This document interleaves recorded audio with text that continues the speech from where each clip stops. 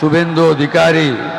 পশ্চিমবঙ্গে বিজেপির জয়। দলটির ভাষায় কেন্দ্র ও রাজ্যে ডাবল ইঞ্জিন সরকার। আর সরকার গঠনের পর পূর্ব ভারতের অন্যতম রাজনৈতিক ও কৌশলগত সংবেদনশীল ইস্যু ভারত বাংলাদেশ সীমান্ত নিয়ে তৎপরতা নাটকীয়ভাবে বৃদ্ধি পেয়েছে। সীমান্ত এলাকায় বরাবর যদি খুঁটিনাটি হয় অবশ্যই আমাদেরকে জানাইতে হবে। দীর্ঘদিন ধরে সীমান্ত নিরাপত্তা, অনুপ্রবেশ, অবৈধ অভিবাসন, চোরাচালান এবং কাঁটাতারের বেড়া নির্মাণ বিষয়গুলো রাজনৈতিক বক্তব্যের মধ্যে সীমাবদ্ধ ছিল। তবে বিজেপি নেতৃত্বের দাবি, এবার তারা স্রেফ স্লোগান আর প্রচারণার বাইরে গিয়ে সরাসরি প্রশাসনিক পদক্ষেপের যুগে প্রবেশ করতে যাচ্ছে।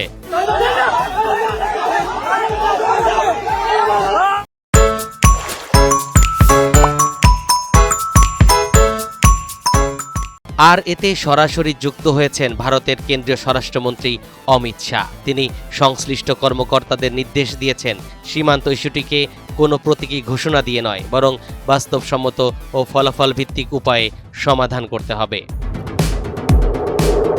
ভারতের স্বরাষ্ট্র মন্ত্রণালয় এবং সীমান্ত রক্ষা বাহিনী বিএসএফ এর শীর্ষ কর্মকর্তারা ইতোমধ্যে ভারত বাংলাদেশ সীমান্তে অনুপ্রবেশ ঠেকাতে একটি বিস্তারিত কর্মপরিকল্পনা তৈরি করেছেন। এবারের মূল জোর দেওয়া হচ্ছে তাড়াহুড়া করে যত্রতত্র পুশব্যাক বা জোরপূর্বক পাঠানো না করে প্রকৃত অনুপ্রবেশকারীদের নিখুঁতভাবে শনাক্ত করার উপর। অতীতে যথাযথ যাচাই বাছাই না করে বাংলাদেশ কর্তৃপক্ষের সঙ্গে সমন্বয় ছাড়াই কথিত অনুপ্রবেশকারীকে পুশব্যাক করার কারণে ঢাকা তীব্র প্রতিক্রিয়া জানিয়েছিল, যা অনাকাঙ্ক্ষিত কূটনৈতিক উত্তেজনা তৈরি করেছিল। তবে এবারের কৌশল ভিন্ন। নয়াদিল্লি এমন একটি প্রক্রিয়া চাইছে যাতে অনুপ্রবেশকারীদের সঠিকভাবে শনাক্ত ও নথিবদ্ধ করার পর আনুষ্ঠানিক প্রক্রিয়ার মাধ্যমে বাংলাদেশ কর্তৃপক্ষের কাছে হস্তান্তর করা হবে। এর মূল উদ্দেশ্য হল আন্তর্জাতিক বিতর্ক এড়িয়ে একটি সুনির্দিষ্ট কাঠামোর মধ্যে সীমান্ত ব্যবস্থাপনাকে শক্তিশালী করা। পশ্চিমবঙ্গ সংলগ্ন ভারত বাংলাদেশ সীমান্তটি আরও একটি জটিল প্রক্রিয়া। এই সীমান্তের বড় একটি অংশ জুড়ে রয়েছে ঘন বসতিপূর্ণ গ্রাম, কৃষি জমি, নদীপথ, চরাঞ্চল, জঙ্গল এবং দুর্গম ভৌগোলিক এলাকা। বেশ কিছু জায়গায় জিরো লাইন, যেখানে বহু প্রজন্ম ধরে বসবাস করে আসছে মানুষ।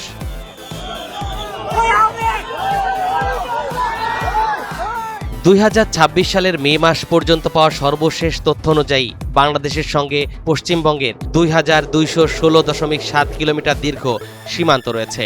এর মধ্যে প্রায় 1647.69 কিলোমিটার এলাকা কাঁটাতারের বেড়া দিয়েছে বিএসএফ। পশ্চিমবঙ্গে বিজেপি সরকার বিজয়ের পর নবনির্বাচিত মুখ্যমন্ত্রী শুভেন্দু অধিকারী সীমান্তে বেড়া নির্মাণের বিষয়টিকে আরও গুরুত্ব সহকারে দেখছে।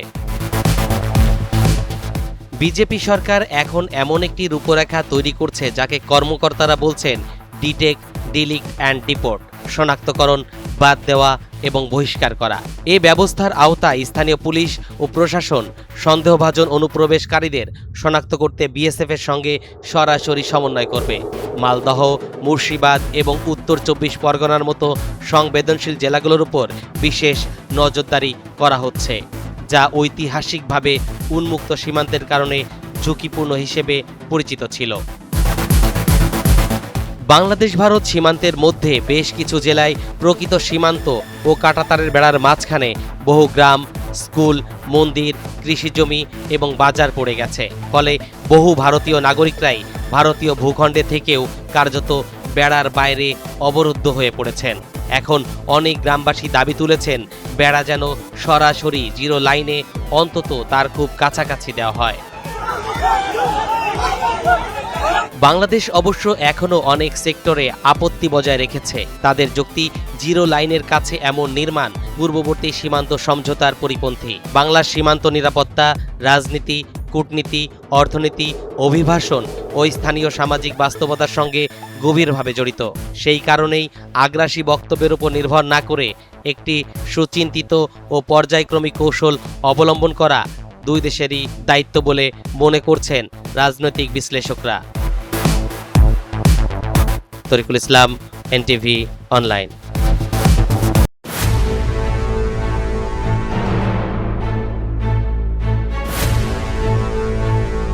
মার্কিন প্রেসিডেন্ট ডোনাল্ড ট্রাম্প মার্কিন গণমাধ্যম ফক্স নিউজকে দেওয়া এক সাক্ষাৎকারে ইরান বিষয়ে তার পরবর্তী পদক্ষেপ ও চিন্তাভাবনা নিয়ে কথা বলেছেন। মন্তব্য করতে গিয়ে ট্রাম্প অতীতে ইরাকে মার্কিন যুদ্ধের কথা স্মরণ করে বলেন, মার্কিন বাহিনীর বাগদাদ বা ইরানে থাকাটাই আদতে উচিত হয়নি।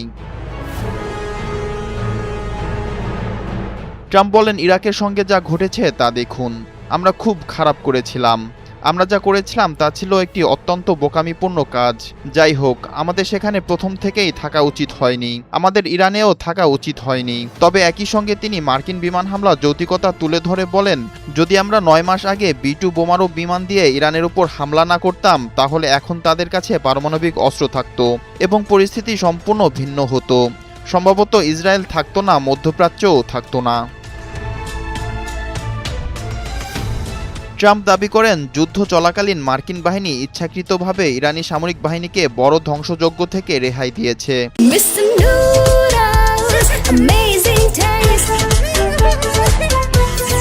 তিনি বলেন, তাদের সামরিক বাহিনীকে আমরা একরকম একা ছেড়ে দিয়েছি, কারণ আমরা মনে করি তাদের সামরিক বাহিনী কিছুটা মধ্যপন্থী। তবে তাদের মধ্যে এমনও লোক আছে যারা মধ্যপন্থী নয়, আমরা শুধু সেই ধরনের বিভিন্ন নেতৃত্বকে সরিয়ে দিয়েছি।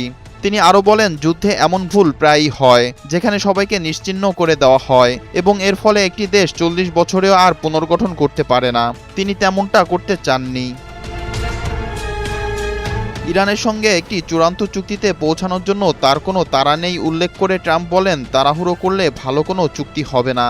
ইরানের নেতৃত্ব অত্যন্ত কঠিন আলোচক, তবে ধীরে ধীরে কিন্তু নিশ্চিতভাবে আমরা যা চাচ্ছি তা আদায় করে নিচ্ছি।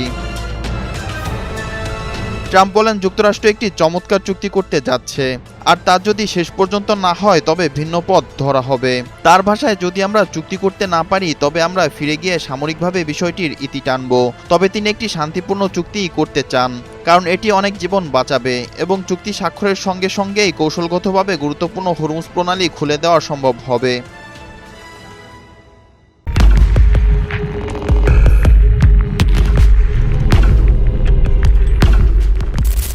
ভোরের আলো তখনও পুরোপুরি ফোটেনি। কলকাতার উপকণ্ঠে অবস্থিত এক গরুর হাটের সামনে দাঁড়িয়ে আছেন কয়েকজন যুবক। তাদের পরনে সাধারণ পোশাক, হাতে কোনো অস্ত্র নেই, চোখে মুখে কোনো রাগও নেই, বরং তাদের চোখে এক অদ্ভুত শান্ত তীক্ষ্ণ দীপ্তি। একটি ট্রাক গরু নিয়ে আসতেই তারা হাত তুলে থামার ইশারা করলেন। ট্রাক চালক ভ্যাবাচেকা খেয়ে ব্রেক কষলেন। এক যুবক এগিয়ে গিয়ে বললেন, কেন নিজের মাকে এভাবে বেঁধে নিয়ে যাচ্ছেন দাদা? বিক্রি করে আপনি টাকা কামাবেন আর আইনের গেরাকলে আমরা জেলে যাব, তা হবে না। মাকে বাড়ি ফিরিয়ে নিয়ে যান, সেবা করুন, পুজো করুন। দৃশ্যটা অবিশ্বাস্য। যে বাংলায় এতদিন গৌরক্ষার নামে হুঙ্কার দেওয়া হয়েছে, যে বাংলায় গরুকে গোমাতা বলে পুজো করা হয়েছে, সেই বাংলাতেই আজ পাশা উল্টে গেছে সম্পূর্ণ। মুসলিম সমাজ এখন অবতীর্ণ হয়েছে এক অভূতপূর্ব ভূমিকায়, গৌরক্ষকের ভূমিকায়। আর কট্টর হিন্দু খামারি ও ব্যবসায়ীরা এখন হাউমাউ করে কাঁদছেন, প্রার্থনা করছেন কোনো উপায়ে যেন মুসলিমরা গরু কেনেন, কোরবানি দেন। এই অদ্ভুত পরিস্থিতির নেপথ্যে রয়েছে মুখ্যমন্ত্রী শুভেন্দু অধিকারী নেতৃত্বাধীন নবগঠিত বিজেপি সরকারের একটি সাম্প্রতিক সিদ্ধান্ত। গত 13 মে রাজ্য সরকার হঠাৎ করে কার্যকর করেছে 1950 সালের একটি ঘুমন্ত আইন, পশ্চিমবঙ্গ গবাদি পশু জবাই নিয়ন্ত্রণ আইন। আর এই আইনকে হাতিয়ার করে সংখ্যালঘু মুসলিমদের ধর্মীয় আচারকে লক্ষ্যবস্তু বানানো হয়েছে, এমন অভিযোগ এখন জোরালো হচ্ছে সর্বত্র। কিন্তু এই খেলায় যে বুমেরাং ফিরে আসতে পারে তা কি আজ করতে পেরেছিলেন শুভেন্দু? পারেননি। আর সেই না পারার ফল এখন ভুগছে গোটা রাজ্যের গ্রামীণ অর্থনীতি। এই পরিস্থিতিতে নতুন মাত্রা যোগ করেছেন হায়দ্রাবাদের প্রখ্যাত ইসলামিক স্কলার মৌলানা মোহাম্মদ জাফর পাশা। তার এক মন্তব্য এখন সোশ্যাল মিডিয়ায় আগুন ছড়াচ্ছে, আর তাতে আরও চাপে পড়েছে হিন্দু ব্যবসায়ী ও ভারতীয় উগ্রবাদীরা। পশ্চিমবঙ্গের সম্প্রতি ক্ষমতায় আসা হিন্দুত্ববাদী বিজেপি সরকার অনুমতি ছাড়া গরু ও মহিষ জবাইয়ের উপর কঠোর নিষেধাজ্ঞা আরোপ করেছে। এই আইনের আড়ালে আসল উদ্দেশ্য কি? অনেকের ধারণা, ঈদের আগে মুসলিমদের গরু কোরবানি সীমিত করতেই এমন সিদ্ধান্ত নিয়েছে নরেন্দ্র মোদীর দলটি। 1950 সালের পশ্চিমবঙ্গ গবাদি পশু জবাই নিয়ন্ত্রণ আইন মূলত ছিল একটি প্রতীকী আইন। এতদিন এটি কোনো সরকারই কঠোরভাবে প্রয়োগ করেনি। কিন্তু নতুন সরকার ক্ষমতায় আসার মাত্র কয়েক সপ্তাহের মধ্যেই এই সেকেলে আইনকে অস্ত্র বানিয়ে মুসলিম সম্প্রদায়কে কোণঠাসা করার যে প্রয়াস নিয়েছে, তাতে রাজনৈতিক মহলে তীব্র বিতর্ক ছড়িয়ে পড়েছে। আইনটির মূল বিধান হলো 14 বছরের কম বয়সী কোনো সুস্থ গরু জবাই করা যাবে না। কোনো প্রকাশ্য স্থানে কুরবানি দেওয়া যাবে না, আর নিয়ম ভাঙলেই সরাসরি 6 মাসের জেল। বিজেপির অতি উৎসাহী নেতাকর্মীরা এই আইনকে হাতিয়ার করে মাঠে নেমেছেন। হিঙ্গলগঞ্জের বিজেপি বিধায়ক রেখা পাত্র তো প্রকাশ্য রাস্তায় গরুর জন্মসনদ বা বার্থ সার্টিফিকেট চেয়ে বসেছেন। এই দৃশ্য সোশ্যাল মিডিয়ায় ভাইরাল হয়ে যায় মুহূর্তেই, আর তার পরিণতি যা হওয়ার তাই হয়েছে। মুসলিম সমাজ নিয়েছে এক অভাবনীয়, নীরব কিন্তু মারাত্মক এক প্রতিশোধ। এই অচলাবস্থার মধ্যেই নতুন করে আলোচনার কেন্দ্রবিন্দুতে উঠে এসেছেন হায়দ্রাবাদের প্রখ্যাত ইসলামিক স্কলার মাওলানা মোহাম্মদ জাফর পাশা। পশ্চিমবঙ্গের মুসলিমদের উদাহরণ টেনে তিনি এমন মন্তব্য করেছেন যা শুনে তাজ্জব হয়ে গেছেন অনেকেই। জাফর পাশা স্পষ্ট ভাষায় বলেছেন, পশ্চিমবঙ্গ থেকে শিক্ষা নেওয়া উচিত মুসলিমদের। যদি 1 বছরের জন্য গরু ও মহিষ কেনা বন্ধ রাখা হয়, তাহলে যারা এসব প্রাণীর কোরবানির বিরোধিতা করেন তারা বড় ধরনের শিক্ষা পাবে। এখনই সময় এসব উগ্রবাদীদের শিক্ষা দেওয়ার। তার এই মন্তব্য শুধু পশ্চিমবঙ্গের মুসলিমদের জন্য নয়, বরং গোটা ভারতের মুসলিমদের জন্য এক কৌশলগত দিক নির্দেশনা হয়ে উঠেছে। এর পেছনে রয়েছে গভীর এক রাজনৈতিক ও অর্থনৈতিক বোধ। তিনি আরও অভিযোগ করেন, হায়দ্রাবাদে যেসব মুসলিম গরু ও মহিষ কিনছেন তাদের বিভিন্নভাবে হেনস্থা করা হচ্ছে। তার মতে, রাজ্যের মুখ্যমন্ত্রী যদি এই বিষয়ে কঠোর অবস্থান নেন, তাহলে মুসলিমদের কাছ থেকে কোরবানির পশু ছিনিয়ে নেওয়ার সাহস কেউ পাবে না। কিন্তু প্রশাসন একদিকে মুসলিমদের আশ্বস্ত করার চেষ্টা করছে, অন্যদিকে গৌরক্ষকদের বাড়াবাড়ি করতে সুযোগ দিচ্ছে। এই দ্বিচারিতা বন্ধ হওয়া উচিত। জাফর পাশা রাজ্যে বসানো বিভিন্ন চেক পয়েন্ট দ্রুত প্রত্যাহার করারও দাবি জানিয়েছেন। তার কথা থেকে স্পষ্ট, এখন আর নীরবে সহ্য করার সময় নেই, বরং কৌশলগতভাবে জবাব দেওয়ার সময় এসেছে। মুসলিমদের এই কৌশলগত বয়কটের ফলাফল যা দাঁড়িয়েছে তা ইতিহাসে নজিরবিহীন। পশ্চিমবঙ্গের ঐতিহ্যবাহী সব পশুর হাট, সুনুক, পাহাড়ি, মায়াপুর, বীরশিবপুর, বাগজোলা, যে হাটগুলোতে ঈদের আগে কোটি কোটি টাকা লেনদেন হতো, রাতভর ক্রেতা বিক্রেতাদের হাক ডাকে মুখরিত থাকতো আকাশ বাতাস, সেখানে আজ শ্মশানের নিস্তব্ধতা। যে হাটে শত শত পশু আসত, সেখানে আজ গোটা হাটে হয়তো মাত্র 1-2টি গরু দাঁড়িয়ে আছে। মুসলিম ক্রেতারা হাটমুখী হচ্ছেন না। তারা বলছেন, যখন গরু কেনাই অপরাধ, যখন কোরবানি দিলেই জেল, তখন আমরা গরু কিনবো কেন? আমরা ছাগল কিনবো, খাসি কিনবো। গরু মহিষতে কোরবানি না দিলেও আমাদের ঈদ হবে। আল্লাহ তো আমাদের নিয়তি দেখেন, পশু নয়। হাটের এক কোণে শুকনো মুখে দাঁড়িয়ে আছেন কয়েক প্রজন্ম ধরে দুগ্ধ ব্যবসার সঙ্গে যুক্ত থাকা হিন্দু খামারিরা। তাদের চোখে পানি, মুখে হতাশা। তারা বলছেন, এই গরুগুলো আমরা লালন পালন করেছি নিজের সন্তানের মতো, এখন এগুলো কেউ কিনছে না, কি করব আমরা? একজন বয়স্ক খামারি কাঁদো কাঁদো গলায় বললেন, আমাদের পুরো পরিবার এই ব্যবসার উপর নির্ভরশীল। এখন গরু বিক্রি না হলে আমরা কি খাবো? ব্যাংকের ঋণের কিস্তি কিভাবে দেব? বাস্তব চিত্র যে কত ভয়াবহ তা খামারিদের মুখ থেকে শুনলে স্পষ্ট বোঝা যায়। বড় খামারিদের কোটি কোটি টাকার ব্যাংক ঋণ রয়েছে। গরু পালন, খাবার, ওষুধ, পরিচর্যা সব মিলিয়ে খরচের শেষ নেই। খামারিরা হিসাব করে বলছেন, একটি গরু 7-8 বছর পর দুধ দেওয়া বন্ধ করে দেয়। তখন তাকে বয়স 14 না হওয়া পর্যন্ত বাঁচিয়ে রাখতে হলে একটি গরুর পেছনে 7.5 লাখ টাকা পর্যন্ত খরচ হবে। অনুৎপাদনশীল পশুকে খাইয়ে খামারিরা নিজেরা কি খাবেন? অবস্থা এমন জায়গায় পৌঁছেছে যে এই বিপুল লোকসান আর ঋণের বোঝা টানতে না পেরে খামারিরা এখন আত্মহত্যার আশঙ্কা করছেন। তাদের একটাই আর্তনাদ, এই গরু যদি এখন বিক্রি না হয় তবে তাদের পুরো পরিবারকে না খেয়ে মরতে হবে। মালদহের এক খামারি হিসেব করে বললেন, একটি গরুর পেছনে প্রতিদিন গড়ে 200 থেকে 300 টাকা খরচ হচ্ছে শুধু খাবারের জন্য। ওষুধ, থাকার জায়গায়, পরিচর্যার খরচ তো আলাদা। 14 বছর পর্যন্ত একটি গরুকে বাঁচিয়ে রাখতে গেলে 7.5 লাখ টাকার বেশি খরচ হবে। অথচ দুধ দেওয়া বন্ধ হয়ে গেছে, গরুটা এখন শুধুই বোঝা। কেউ কিনছে না, আবার আমরা জবাইও করতে পারছি না। তাহলে উপায় কি? এই পরিস্থিতিতে অনেক খামারি ঋণের বোঝায় দিশাহারা হয়ে পড়েছেন। কেউ কেউ আত্মহত্যার কথাও ভাবছেন। গ্রামীণ অর্থনীতির মূল চালিকা শক্তি এই খামারিরা এখন সম্পূর্ণ বিপর্যস্ত। তবে এমন প্রতিকূল পরিস্থিতিতেও পশ্চিমবঙ্গের বহু মুসলিম সংঘাত এড়িয়ে বিকল্প পথে হাঁটছেন। তারা গরু ও মহিষের পরিবর্তে ছাগল সহ অন্যান্য হালাল পশু কোরবানির দিকে ঝুঁকছেন। স্থানীয় এক মুসলিম ব্যবসায়ী বলছেন, আমরা চাই না কোনো সংঘাত হোক, ধর্ম আমাদের শান্তি শিক্ষা দেয়। তাই আমরা গরু মহিষ না কিনে ছাগল কিনছি। এতে আমাদের ধর্মীয় দায়িত্ব পালন হচ্ছে, আবার আইনের সঙ্গেও সংঘাত হচ্ছে না। তবে এই বিকল্প পথেরও একটা প্রভাব পড়েছে স্থানীয় বাজারে। ছাগলের চাহিদা হঠাৎ করে বেড়ে যাওয়ায় দামও বেড়ে গেছে। এতে সাধারণ মধ্যবিত্ত মুসলিমদের ওপরেও অর্থনৈতিক চাপ তৈরি হয়েছে। অন্যদিকে গরু ও মহিষের বাজার পুরোপুরি ভেঙে পড়ায় তার প্রভাব পড়েছে স্থানীয় গরু ব্যবসায়ীদের ওপর। বিশেষ করে যেসব খামারি ও ব্যবসায়ী ঈদের সময় মুসলিমদের কাছে গরু বিক্রির উপর নির্ভর করেন, তাদের বড় অংশই এখন আর্থিক অনিশ্চয়তায় পড়েছেন। আর এসব ব্যবসায়ীদের অনেকেই হিন্দু ধর্মাবলম্বী। এই পরিস্থিতিতে এক হিন্দু খামারি আবেগাপ্লুত হয়ে বললেন, আমরা তো ধর্ম দেখি না, আমাদের কাছে সবাই সমান। মুসলিম ভাইরা আমাদের গরু কেনেন, আমরা তাদের কাছে কৃতজ্ঞ। এখন তারা কেনা বন্ধ করে দিয়েছে, আমরা বিপদে পড়েছি। সরকারের উচিত এই আইন প্রত্যাহার করা। বিশ্লেষকেরা সতর্ক করছেন, এই সংকট শুধু খামারিদের মধ্যে সীমাবদ্ধ নেই, এর প্রভাব ছড়িয়ে পড়েছে গ্রামীণ অর্থনীতির প্রতিটি স্তরে। প্রথমত, পশু খাদ্য সরবরাহকারীরা বিপাকে পড়েছেন। গরু মহিষের খাবারের চাহিদা কমে যাওয়ায় তাদের ব্যবসা মারাত্মকভাবে ক্ষতিগ্রস্ত হয়েছে। দ্বিতীয়ত, চামড়া শিল্প বড় ধাক্কা খেয়েছে। ঈদে সাধারণত প্রচুর পরিমাণে চামড়া সংগ্রহ করা হয়, কিন্তু এবার গরু মহিষ কোরবানি কমে যাওয়ায় চামড়ার সরবরাহ কমে যাবে, যার প্রভাব পড়বে রপ্তানি খাতে। তৃতীয়ত, পরিবহন শ্রমিকদের আয় কমে গেছে। গরু পরিবহনের কাজ করে এমন অনেক শ্রমিক এখন বেকার হয়ে পড়েছেন। চতুর্থত, মাংস প্রক্রিয়াজাতকরণ শিল্পেও ধস নেমেছে। অনেক কারখানা উৎপাদন কমিয়ে দিতে বাধ্য হয়েছে। আর পঞ্চমত, ক্ষুদ্র ব্যবসায়ী থেকে শুরু করে হাটের ইজারাদাররা সবাই আর্থিক বিপর্যয়ের মুখে। একজন অর্থনীতিবিদ বলছেন, পশ্চিমবঙ্গের গ্রামীণ অর্থনীতির একটা বড় অংশ জুড়ে আছে পশুপালন ও সংশ্লিষ্ট ব্যবসা। এই সেক্টরে ধস নামলে তার প্রভাব পড়বে পুরো রাজ্যের অর্থনীতিতে। শুভেন্দু সরকারের এই সিদ্ধান্ত শেষ পর্যন্ত বুমেরাং হয়ে ফিরে আসছে। সন্ধ্যা নেমেছে কলকাতায়। নবান্নের মুখ্যমন্ত্রীর চেম্বারে আলো জ্বলছে এখনো। টেবিলে ছড়ানো আছে খামারিদের আরতি, ব্যবসায়ীদের চিঠি আর বাজার থেকে আসা সর্বশেষ অর্থনৈতিক প্রতিবেদন। মুখ্যমন্ত্রী শুভেন্দু অধিকারীর চেয়ারে বসে আছেন। তার মুখের অভিব্যক্তি কিছুই বলছে না, কিন্তু টেবিলে রাখা অর্থনৈতিক প্রতিবেদনের পাতায় যে লাল দাগগুলো পড়েছে সেগুলোই বলে দিচ্ছে পুরো গল্প। সামনে দাঁড়িয়ে থাকা এক শীর্ষ আমলা ফিসফিস করে বললেন, স্যার, পরিস্থিতি হাতের বাইরে চলে যাচ্ছে। মুসলিম বয়কটে গোটা পশু ব্যবসা ভেঙে পড়েছে। খামারিরা আত্মহত্যার কথা বলছে। ছাগলের বাজারে অস্থিরতা। চামড়া শিল্প থেকে শুরু করে পরিবহন সবখানেই ধস নামতে শুরু করেছে। দলের ভেতরও অসন্তোষ বাড়ছে। কিছুক্ষণ নীরব থাকলেন মুখ্যমন্ত্রী, তারপর ধীরে ধীরে জানালার দিকে তাকিয়ে বললেন, আমি ভেবেছিলাম আইনটা করলে হিন্দু ভোট একদম পাকা হয়ে যাবে। কিন্তু কথাটা শেষ করলেন না তিনি, কারণ তিনি জানেন রাজনীতির অঙ্ক সবসময় কাগজ কলমে মেলে না। কখনো কখনো একটা ছোট্ট ভুল গোটা সাম্রাজ্য ধ্বংস করে দিতে পারে। ঠিক তখনই তার একান্ত সচিব ছুটে এলেন। হাতে একটি ফোন। ফিসফিস করে বললেন, স্যার, দিল্লি থেকে ফোন, স্বয়ং অমিত শাহজি, খুব জরুরি। মুখ্যমন্ত্রীর চোখে মুখে এক ঝলক বিস্ময় খেলে গেল।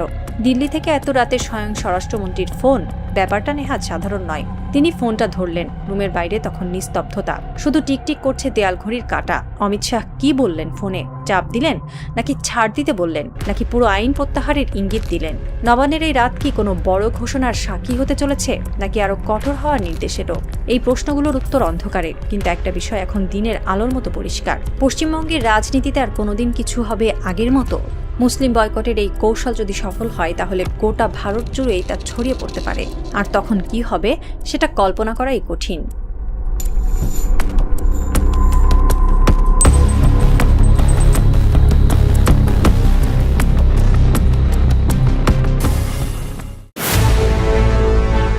যুক্তরাষ্ট্র ও ইরানের মধ্যে সম্ভাব্য যুদ্ধবিরতির মেয়াদ বাড়ানোর বিষয় নিয়ে এখনও কোনো চূড়ান্ত সিদ্ধান্ত নেননি মার্কিন প্রেসিডেন্ট ডোনাল্ড ট্রাম্প। শুক্রবার হোয়াইট হাউসের সিচুয়েশন রুমে তিনি তার শীর্ষ উপদেষ্টাদের সঙ্গে একটি গুরুত্বপূর্ণ বৈঠক করেন। সাধারণত এই বিশেষ কক্ষেই মার্কিন প্রেসিডেন্টরা যুদ্ধকালীন সবচেয়ে বড় ও সংবেদনশীল সিদ্ধান্তগুলো নিয়ে থাকেন। বৈঠক শেষে প্রেসিডেন্ট ট্রাম্প সেখান থেকে চলে গেলেও যুদ্ধবিরতি সম্প্রসারণের এই কাঠামো নিয়ে তিনি কেন কোনো সিদ্ধান্ত নেননি বা স্বাক্ষর করেননি সে বিষয়ে হোয়াইট হাউস থেকে এখনও নিশ্চিত কোনো খবর পাওয়া যায়নি। বাংলাদেশের প্রথম ইমিউনিটি বুস্টার সমৃদ্ধ ফ্যান্টাস্টিক হ্যাপি এনার্জি বিস্কিট। বৃহস্পতিবার 28 মে আন্তর্জাতিক সংবাদ মাধ্যমে খবর আসে, যুক্তরাষ্ট্র ও ইরান একটি সমঝোতার স্মারকে একদম কাছাকাছি পৌঁছে গিয়েছে, যেটিতে কেবল প্রেসিডেন্ট ট্রাম্পের স্বাক্ষর বাকি। এই স্মারকটির মূল লক্ষ্য ছিল দুই দেশের মধ্যকার চলমান যুদ্ধবিরতির মেয়াদ বাড়ানো, কৌশলগতভাবে গুরুত্বপূর্ণ হরমুজ প্রণালী আন্তর্জাতিক জাহাজ চলাচলের জন্য পুনরায় খুলে দেওয়া এবং পরবর্তী সময়ে উভয় পক্ষের পারমাণবিক সমস্যার স্থায়ী সমাধানের লক্ষ্যে নতুন করে আলোচনা শুরু করা। তবে শুক্রবার 29 মে বৈঠকের পরও চুক্তিতে স্বাক্ষর না হওয়ায় বিষয়টি এখনও ঝুলে রয়েছে। এদিকে সিঙ্গাপুরে অবস্থানরত মার্কিন প্রতিরক্ষা সচিব পিট হেগসেথ শনিবার 30 মে এই বিষয়ে কথা বলেছেন। তিনি আশাবাদ ব্যক্ত করে বলেন, একটি চুক্তি শেষ পর্যন্ত সফলভাবে সম্পন্ন হবে বলে তিনি আত্মবিশ্বাসী। তবে একই সঙ্গে তিনি স্পষ্ট করে দিয়েছেন যে চুক্তি চূড়ান্ত না হওয়া পর্যন্ত হরমুজ প্রণালীতে যুক্তরাষ্ট্রের চলমান নৌ অবরোধ বা নিষেধাজ্ঞা পুরোপুরি বহাল থাকছে। প্রতিরক্ষা সচিব আরও জানান, যুক্তরাষ্ট্র যে কোনো মুহূর্তে ইরানের উপর পুনরায় সামরিক হামলা শুরু করতে প্রস্তুত রয়েছে এবং এই অঞ্চলে মার্কিন সামরিক অবস্থান ও শক্তি আগের চেয়েও অনেক বেশি শক্তিশালী করা হয়েছে। ফলে যুক্তরাষ্ট্রের চূড়ান্ত সিদ্ধান্তের উপরই এখন নির্ভর করছে মধ্যপ্রাচ্যের এই সংকটের ভবিষ্যৎ। বিপ্লব শেখ, এনটিভি অনলাইন। মার্কিন যুক্তরাষ্ট্র ও ইরানের মধ্যে যুদ্ধবিরতির মেয়াদ বাড়ানোর খবরে আন্তর্জাতিক বাজারে স্বর্ণের দাম 1% বেশি বেড়েছে।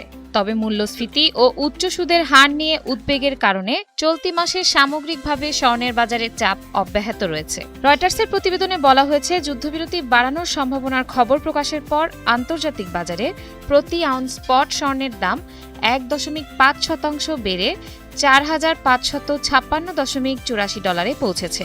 এর আগে বৃহস্পতিবার স্বর্ণের দাম নেমে গিয়েছিল 2 মাসের সর্বনিম্ন $4,365.76।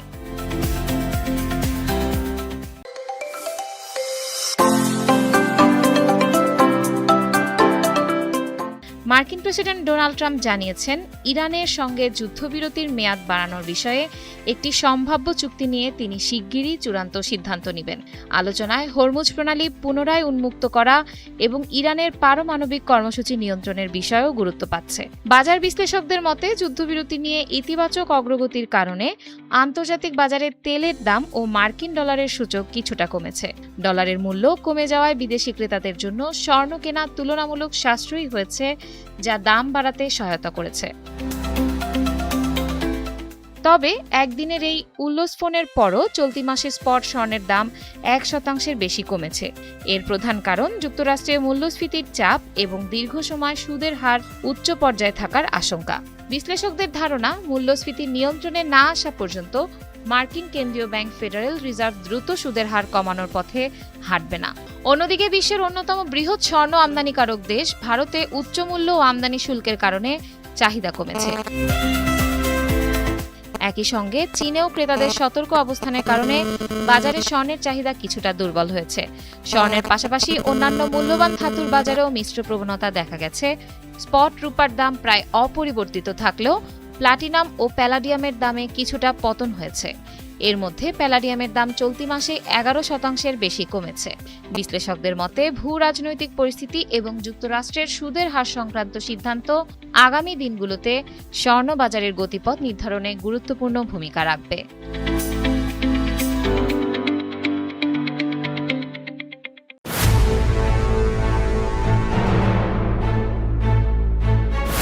ইরানের সঙ্গে যুদ্ধবিরতি সম্প্রসারণের সম্ভাব্য চুক্তি নিয়ে মার্কিন প্রেসিডেন্ট ডোনাল্ড ট্রাম্পের গুরুত্বপূর্ণ বৈঠক কোনো চূড়ান্ত সিদ্ধান্ত ছাড়াই শেষ হয়েছে।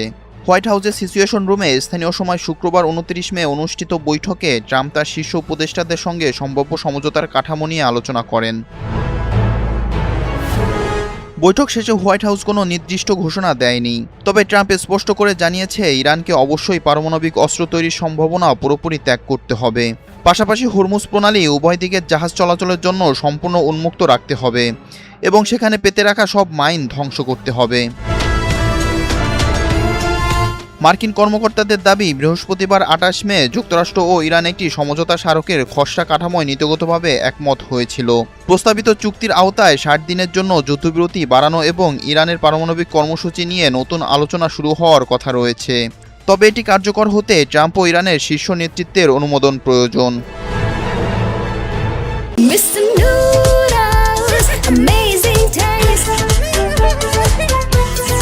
হোয়াইট হাউসের এক কর্মকর্তা বলেন, প্রেসিডেন্ট ট্রাম্প এমন কোনো চুক্তি করবেন না যা যুক্তরাষ্ট্রের স্বার্থ রক্ষা করে না।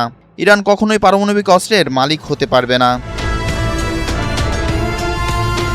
এর আগে সামাজিক যোগাযোগ মাধ্যমে দেওয়া এক পোস্টে ট্রাম্প বলেন, ইরান প্রয়োজনীয় শর্ত মেনে নিলে যুক্তরাষ্ট্র হরমুজ প্রণালীতে আরোপিত অবরোধ তুলে নিতে প্রস্তুত। একই সঙ্গে তিনি ইরানের সমৃদ্ধ ইউরেনিয়াম যুক্তরাষ্ট্রের হাতে তুলে দেওয়া অথবা ধ্বংস করার দাবি পুনর্ব্যক্ত করেন। তবে ইরানের অবস্থান ভিন্ন। দেশটির পররাষ্ট্র মন্ত্রণালয়ের মুখপাত্র ইসমাইল বাঘাই রাষ্ট্রীয় টেলিভিশনকে বলেন, তেহরান বর্তমানে যুদ্ধ বন্ধের বিষয়ে মনোযোগী এবং পারমাণবিক কর্মসূচি নিয়ে কোনো আলোচনা চলছে না। এদিকে ইরানের প্রধান আলোচক মোহাম্মদ বাঘের গালিবাফ বলেছেন, ইরান প্রস্তুতি বা কথায় নয়, বাস্তব পদক্ষেপে বিশ্বাস করে। অপরপক্ষ পদক্ষেপ না নেওয়া পর্যন্ত ইরানও কোনো পদক্ষেপ নেবে না। যুদ্ধবিরতি কার্যকর হওয়ার পরও উভয় পক্ষ একে অপরকে চুক্তি লঙ্ঘনের অভিযোগ করছে। বৃহস্পতিবার ইরানের আইআরজিসি কুয়েতে অবস্থিত একটি মার্কিন ঘাঁটিতে হামলার দাবি করে। অন্যদিকে মার্কিন সেন্ট্রাল কমান্ড এ ঘটনাকে যুদ্ধবিরতির গুরুতর লঙ্ঘন বলে অভিহিত করেছে। ফলে সম্ভাব্য চুক্তি নিয়ে আলোচনা চললেও যুক্তরাষ্ট্র ও ইরানের মধ্যে এখনও গুরুত্বপূর্ণ কয়েকটি বিষয়ে মতপার্থক্য রয়ে গিয়েছে। বিশ্লেষকদের মতে সমঝোতার পথ এখনও পুরোপুরি পরিষ্কার নয়। বিপ্লব শেখ, NTV অনলাইন।